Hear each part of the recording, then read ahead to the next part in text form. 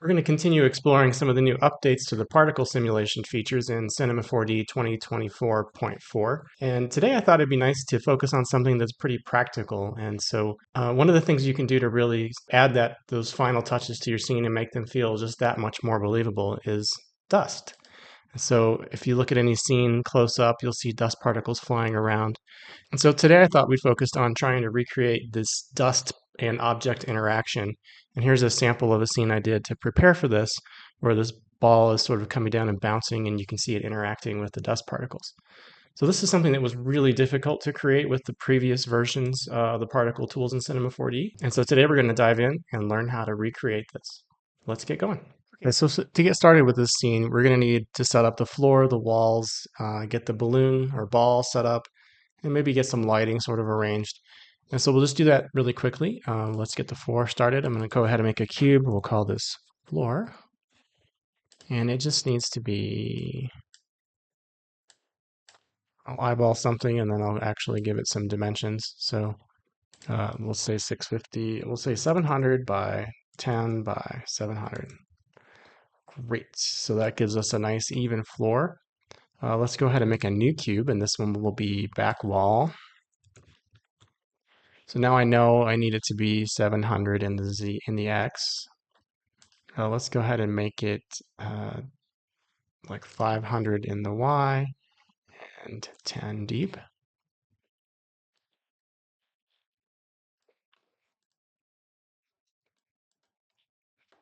It only needs to be like 400. Great, great. I can just duplicate this one. And so Control C and V, copy and paste, and we'll call this one sidewall. And just rotate it and position it. And I'm not worried about things being perfectly positioned. Actually, I'm going to take both of these and I'm going to make them 500 like I had originally and move them up. I want a little bit of extra room in there. So I'm going to have a window in this wall coming through, and the ball is going to come down and bounce right in the middle. So let's go ahead and make a window. There is a wonderful window available in the content browser. If you just go to all and type in window, you can come in and grab one of these windows. So I'm going to grab the center pane window right here and just drag it over. And this is a dynamically editable object, which is really cool.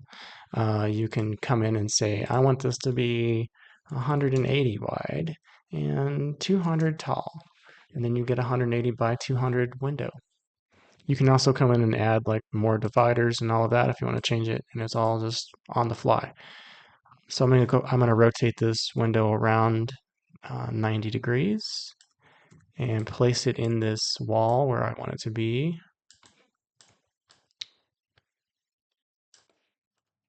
And I'm just going to place it right in front of the wall. So I want it to be a little bit over to the side. That looks pretty good. And let's add a new cube. So in order to make this have a hole in it, I'm going to use the bool feature. So I'm going to make a new cube. And that cube, since I have this rotated in the Z, I'll do the Z 180. And I'm going to actually do 175, so it's a little smaller. And in the that was supposed to be the Z. Oops, 175 in the Z, and in the Y, I'm going to make it 195, and in the X, I'll make it 20. Let's make it 40. And then I'll position this exactly centered with my window, or as close as I can eyeball. Let's go ahead and look in our side view here.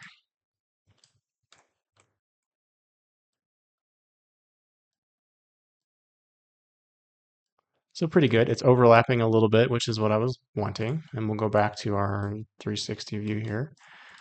And now I need to make a new bool object. That bool should be an A subtract B, which it is. And in that, I need to make A my sidewall, and B, we'll call this one window hole. I think it's a good idea just to label things as you go so you don't get confused down the line. So there we go. We've got a simple room with two walls and a floor. No big deal. Let's go ahead and make our ball. So we just need a sphere.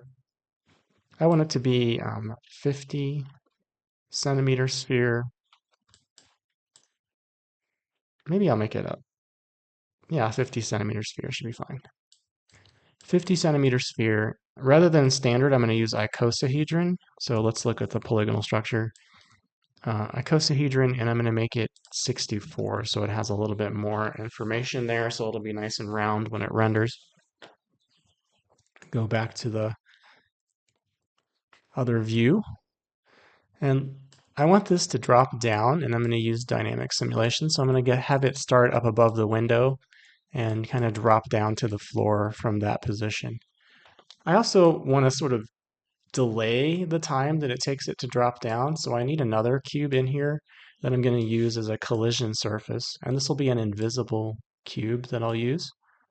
And I'll just put it kind of right here. And I'll say don't render and don't show up in the editor. Don't show up in the editor, don't render. And this, I'll call this sphere holder. And I want to tell this to be a simulation tags collider. I also want to do that to the floor. So floor tag simulation collider. Now the ball has something to bounce on. And the sphere I'm going to call ball. And ball, I want to have a simulation tag balloon. And this is a cloth simulation tag. It's basically just adding the balloon functionality onto a cloth object. And what we want to do is have this balloon increase in size over a short amount of time. And right now, if I just hit play, what's going to happen is it's going to jiggle and it's going to sit there on that platform that I created. But you see that it's very squishy and blobby. I want it to have a little bit more volume, and so I want to increase this overpressure to 2.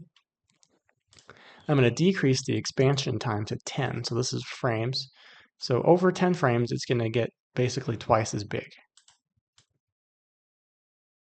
And when you do that, it's got pressure inside there, and it sort of feels that pressure, right? So it feels more like a jello balloon right now, which is kind of fun, but not what I'm looking for exactly. So when I'm setting up a simulation scene, a lot of times you want to, whether I'm using X particles or I'm using this new system that's in Cinema 4D now, you want to have some padding at the front. So basically, you're going to start things moving around, and then you're going to have your action of your scene. So whenever you set your scene up, just know that the first like maybe 100, 90, 60 frames is going to be thrown away, right? You're not going to need to use that. So when I start my render for this project, I'm going to start on frame 90 probably. So this initial part is just kind of setting up the simulation. So knowing that, I'm going to say 450 or 490 for my frames, and that'll be a 300 frame animation starting at frame 90. So knowing that, I'm going to set my frames up to 390, and then that'll be a 300 frame animation, but starting at frame 90. And so I want to have my sphere holder kind of move out of the way at frame 90. So here we are, 90. What I'm going to do is say sphere holder, I want you to move. And so we'll keyframe it there. And then the next frame, I'm just going to move it over here and keyframe that. Now let's see what happens when we really play that. So it's going to jiggle and then it's going to drop and hit the ground. Now you can see this is distorting and it's getting all sort of a little bit wonky. For this animation, I want things to feel a little bit more slow motion. So I'm going to change some of the system settings. To do that, I'm going to hit Control D, or you can go up to Edit, Scene Settings, and I'm going to come over to the Simulation tab, and I'm going to select Scene and change the gravity from -981 to -200. So just doing that is going to slow things down considerably because there's less gravity in the scene. Right, so you can see already there's less effect and the ball's dropping down now. It's going to hit the ground and it feels less gelatinous. It feels more like a slow-mo bounce of a basketball, and that's kind of the look I was going for. So we've got our simulation, we've got our ball set up, it's dropping, everything's looking right. Let's go ahead and set up our particles. And so to do that, I'm going to start off by just grabbing my simulate menu. So if you grab this little tag at the top, you can dock it over here so you can get to it while you're working. And I'm going to use a basic emitter. The basic emitter now has lots of options. So under emission, instead of rectangle, I'm going to choose cube. And I just want to position this cube kind of in the air underneath the ball, and I want it to fill up some of this space. It doesn't have to fill up all of it.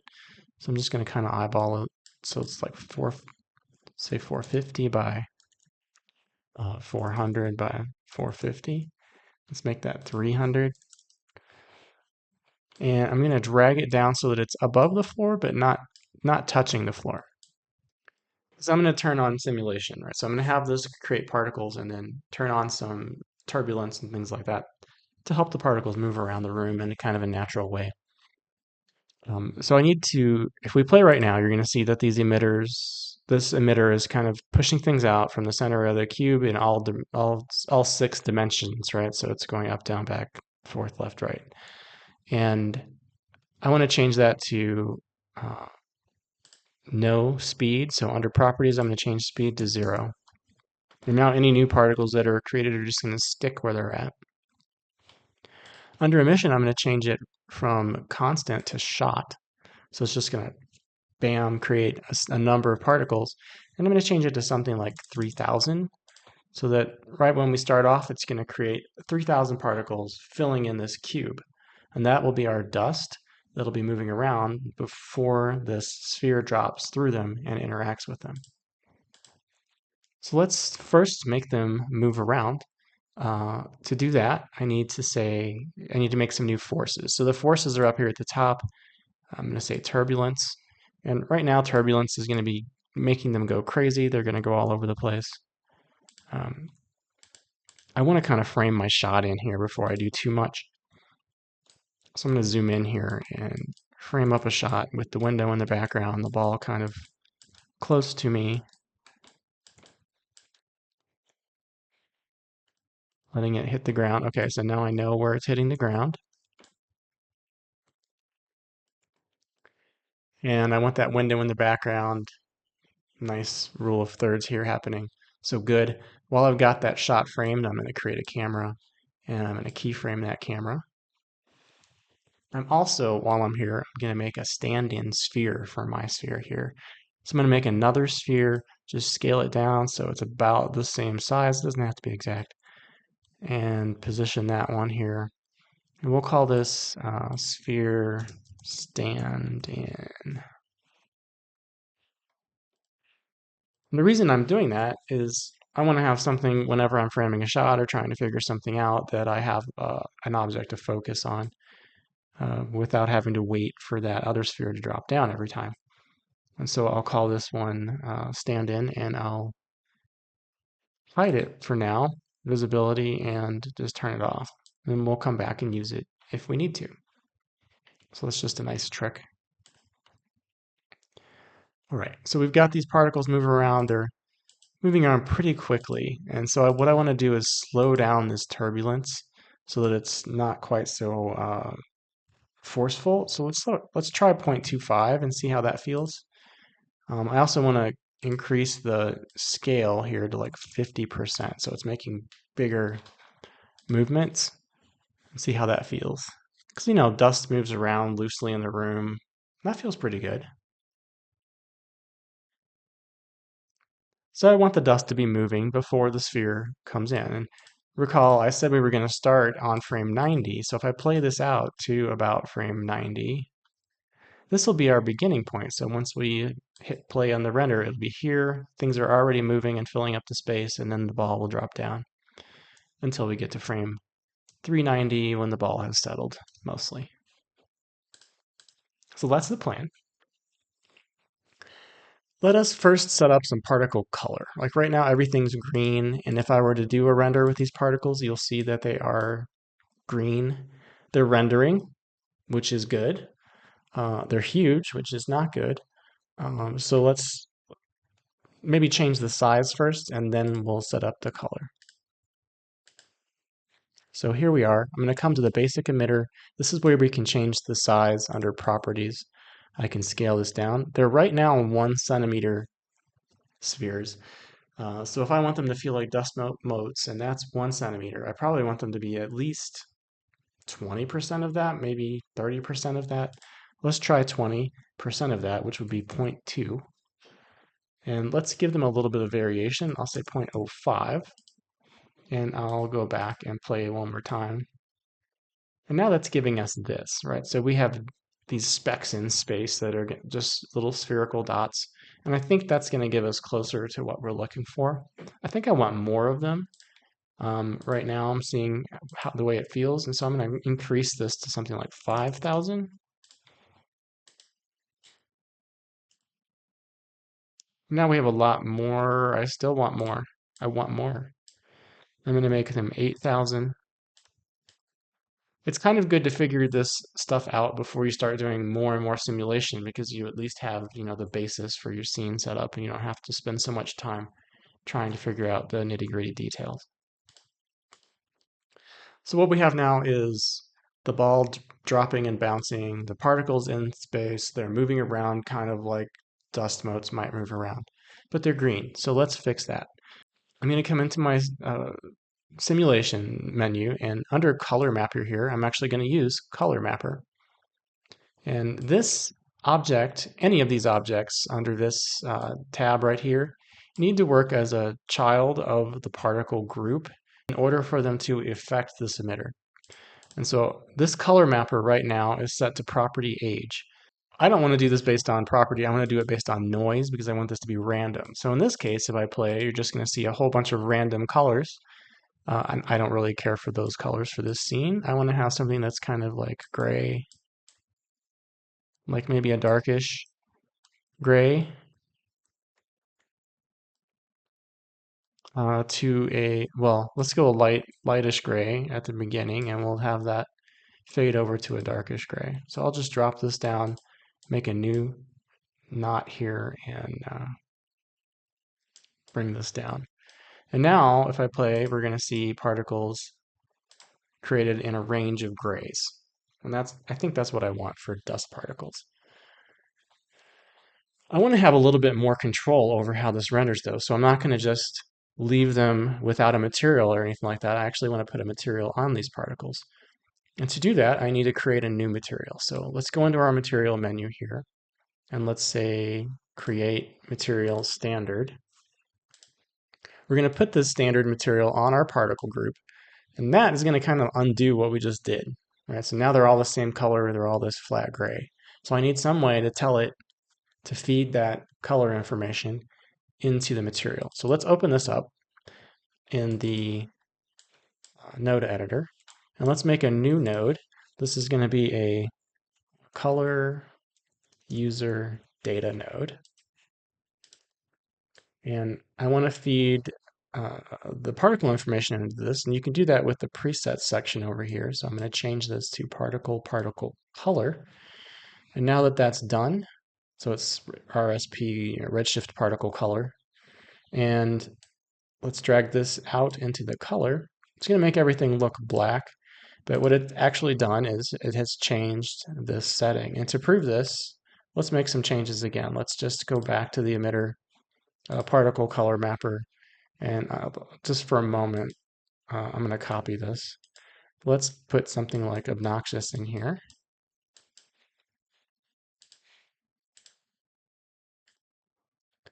So now you can see pink particles and darker pink particles, right? So that just shows you that it is in fact bringing that color information over.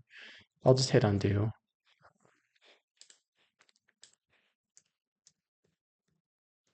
And so now I've got back to my grays. And in this material, let's make a couple changes. I want to just change the roughness up a little bit so it's a little bit not so shiny. And I'm going to have some transmission here, so I'm going to change this to 0.5. Maybe I think I'm going to do like 0.3. So I want light to transmit through them, and I want them to glow a little bit, but I don't want it to be too crazy. And that should be good for our particle information for the color. While we're at our materials time right now, let's go ahead and put on some materials for the wall, and we'll set up our interactions. Mm. So now that we've got our particles having some color information, let's set up that interaction with our balloon or our ball. And to do that, I need to really just add one thing, and then we'll make some changes to that. So I'll stop looking through my IPR so we can see all these particles floating around here. And then let us turn on a new feature. So under the color mapper section here, I'm going to turn on collide. And this collide object needs to live in the particle group as well. And just doing that right now, because the cloth simulation and the particle simulation are all part of the new unified simulation system, they work together. And this is all we have to do. The balloon is already a collision object. We've already got a collide object on the floor, and then this collide in the particle groups tells our particles to collide with anything that has any of these settings in the simulation. And so if I hit play right now, you're going to see particles coming down, and you see them moving around, right? So I feel like it's a little bit hard to see, so I think I want to just briefly turn up in the particle group the size of these particles for visibility. So this isn't the rendering size, it's just the visualization, right? So I can make this as big as I wanted it to be. The particles are still going to be the size that we had them before. But now this lets us see what's actually happening. So you see them bouncing around like, marbles or something. It's a little bit too much. And so what I want to do is change some of the settings in the collision. So the first thing I'll change is I'll make it repel. And that already is going to make it feel a little bit better. And then I'm also going to change this contact on to both rather than intersection or radius. And that gives us this radius that we can play with. And let's change this to like 15. So this is the radius around the ball where it starts to have a little bit of interaction before anything happens. So that's giving a little bit more of an effect. But still, I feel like the dust particles are moving around too quickly. So I want to add one more thing. And that thing is friction. So up under our forces, there's a friction. And friction is automatically going to just slow things down. Right? So now we're feeling more like we're in a slow-mo scene, right? Things aren't moving as fast as they do in the real world. But one other thing has happened. The balloon is now moving and sticking because the friction is affecting that balloon as well. So I need to come into my ball balloon settings, and under forces tab, I need to exclude friction and I need to exclude turbulence. And if I replay now, you'll see that the ball is coming down this just like it was before, but now the particles, the dust particles, are interacting more believably and slower, right? So that friction setting really makes a big difference. So that's really all there is to it for the particle setup. The remaining sections of this demo are going to be about getting that lighting set up and just getting the look and feel that I had been shooting for at the beginning. Right, the lighting situation in this is going to be pretty simple. It's just going to be two lights, a dome light and an area light. The area light will be located outside the window, and the dome light will light up the scene. Here's another new feature in 2024.4 that is really cool. If we come into all and get rid of my window search there and click on HDR, you no longer have to go through like multiple steps to create an HDR dome light or anything like that. You can just create one by dragging information over. So if I just drag this over into my scene, into my objects menu, it's automatically going to create a new dome light for me. So that is pretty cool. I'm going to go ahead and play forward into my, actually I don't have to play forward because I made this stand-in sphere. I'm going to have my stand-in sphere and just go forward one spot. And I want to make a material both on this sphere as well as my ball, and I want to use, uh, for that I'm going to use the pre-existing material. So I'm going to come into the materials tab in my content browser. It's now called the asset browser. I'm going to come into my material section in the asset browser and go under plastic. And I think I'll use this rough old plastic for the blue for the sphere, and I'll put that on my other ball as well. And for the floor and the walls, I'm just going to use the same one, but the white version. So I'll grab this, put it on there, and then also put it on both of the walls. And that's it for the material setup. Pretty simple. So we're already set up pretty well for doing a quick render test. So let's do that. Turn on my IPR and see how we're looking. So you can see all the particles in here, the sphere, the lighting in the room is pretty decent.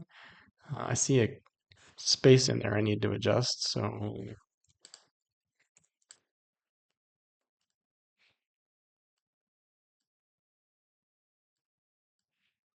that fixes that. So the next thing I want to do is add this area light coming from the window out there. And so I'll just go ahead and create a new area light. So let's turn off the IPR for a little bit. Create a new area light. I want to make this area light a disk instead of a rectangle. And now I'm going to use my use camera selected object as camera function and position this light outside that window. And I want it to be kind of far away, so I'm going to kind of zoom out here, put it in kind of a fair distance away from the window so that it is shining through it. And I'll go ahead and look back through my default camera. And what I want to have happen is I want to have the light rays come through, and I want it to have some nice environmental, atmosphere effects. And so in order to make that happen, I need an environment. So I need a redshift environment. And that lives right here under environment, redshift environment. Just putting that in there right away is going to blow out my scene entirely, right? So if I start my IPR right now, it's just going to be a white mess with a glowing sphere. So one thing I can do is turn down the volume scattering feature here and make it 0.01 and see how that feels. 0.001. That's nice. Okay, that's looking good. The next thing I want to do is completely turn off the volume options functionality on the dome light. So under details, I'm just going to turn the volume down to 0. So the dome light is not creating any kind of volume right now. It's just the external light. And then from here, it's just editing the visibility of this external light and making it look the way we want it to. So one thing I want to do is make it a little bit warmer. So I'll make it a little bit more orangey. Also, while I'm working on this render settings, I want to use the same settings I'm going to use while I actually render. And to do that, I need to go ahead and set up the redshift and make some changes. So I want this to render fast, right? I don't want it to take forever. And so one thing I want to do is increase the threshold numbers. So the lower this number is, the longer your render is going to take and the more resolution you're going to get out of it, the more detail. I'm actually going to kill the detail quite a bit and turn it up to 0.5. And I want to turn off this random noise pattern so that as it's rendering, it's not getting some weird vibrations. That'll help reduce that. I'm going to turn on denoising. And under global illumination, I'm going to change both of these to brute force. So our renders will be quite a bit faster now. So you can see that it's a little softer looking. You don't have so much more speckle in there. I'm also going to change the redshift IPR to bucket mode. And so now it is giving me a more representative preview of what I'm actually going to get when I do render. I want to turn on I feel like this effect really works the best when you use shallow depth of field. So I'm going to turn on shallow depth of field on my camera. So I'm going to come up to optical, turn on the bokeh option here, and turn down my aperture setting to like 1 and see how that feels. It's not enough, so 0.5. What am I focusing on? I don't have anything to focus on right now. I don't know if it's actually enough, so I need to give it something to focus on. I'm going to use this stand-in sphere as my focus object. And now this will give us a better sense for what it's actually going to look like. So maybe I did do too much, maybe like 0.8 or something like that.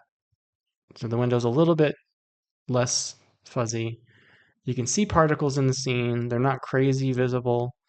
The preview render really doesn't give you the same resolution as the final render, so it's also always a good idea to do a Shift R just to get a better, more reliable version of what you're going to see.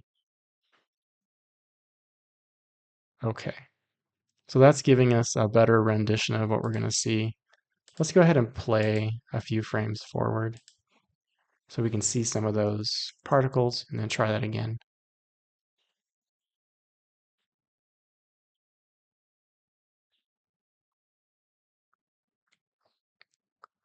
So after doing this, and let's first set up our size to be correct, so 1920 by 1080. And now we'll do a Shift R.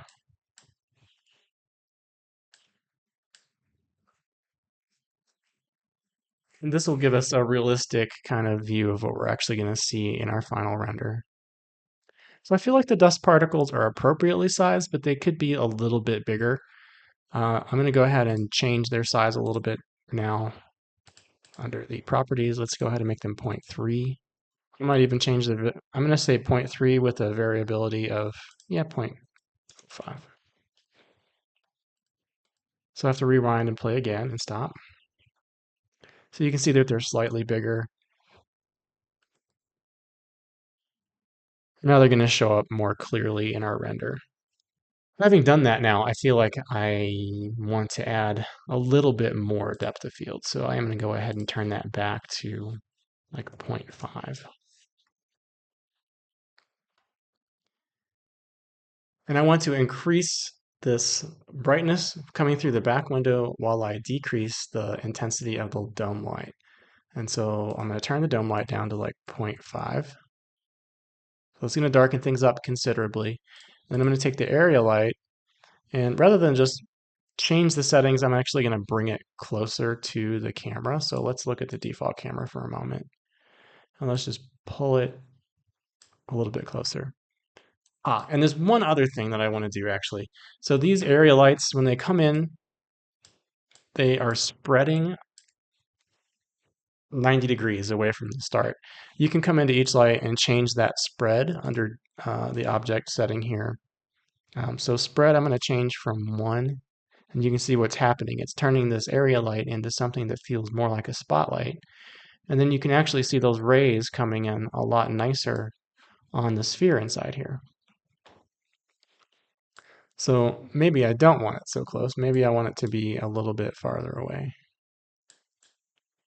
But it's a combination of the intensity, the proximity, right? If I have it super close, it's not going to look as good. Let's look back through our camera now and see what we're getting. So that's really bright coming through. I can either change the intensity here, or I could make it smaller, right? I could just say scale it down. So I want there to be a nice glow coming in, but I don't want it to be overpowering. And maybe I want to turn the dome light down even more. So that's 0.5, let's do 0.3. That's giving me kind of what I was looking for. I think I'll scale this up just slightly again. All right, so I'm really liking the way that's feeling right now. I'm going to go ahead and save my file with all of these settings. I'm going to do one last playthrough just in my scene here to see if I'm happy. Maybe do a couple stops. Let's turn off our sphere. We don't need our stand-in sphere right now, so we'll turn that off completely. And I'll go ahead and stop it right here, do a Shift R test, render. So anytime you're doing any kind of animation like this, I think it's really important to go through at various stages and do as many test renders as you can to make sure that you understand what it's going to look like when you do render. Okay, so right now I'm feeling like these dust particles are too dark. I want them to be brighter and I want them to sort of be glowing a little bit. And to do that, I think what I need to do is modify the material. So let's just make these more transparent. So I increased the weight of the transmission to 0.5. Let's try 0.6. I think that's helping. And I'm also going to change the colors a little bit. So we'll come into this color mapper again, and let's brighten these back up. So I'm actually going to chuck this one, move it over, make a new one here, make this one white. Maybe a little darker. So I'm just playing through again until I get to a spot where I kind of know that ball is coming into play.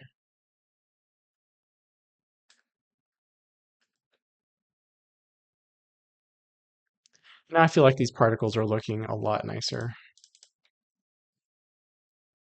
Let's do one more test in the actual renderer, in the picture viewer. So now this is what I was looking for. We're getting these like some darker dust particles, a little bit of glow coming in through the window, but also some brighter dust particles as they're moving around. One more slight change. We're going to do 0.3 for our bokeh effect. So I want a little bit more blurriness in the background and the foreground. Okay, and there we have it. So I think this is really, I can always push this a little bit farther using some crunching in Premiere or After Effects. But I think this is a good base, and particularly for this demo, I'm pretty happy. So I'm going to go ahead and render this out, and I'll show you the final results and have a short conclusion. So here are the final results. You can see that the dust particles are interacting pretty realistically with the ball as it comes down and bounces on the floor. They're also interacting with the floor as they bounce down. So I hope you've enjoyed this video. If you've liked it and learned something, please like and subscribe to the channel. I'll be posting new videos coming up soon with the particle simulation tools, as well as more biomedical and medical animation techniques. And I'll see you in the next video.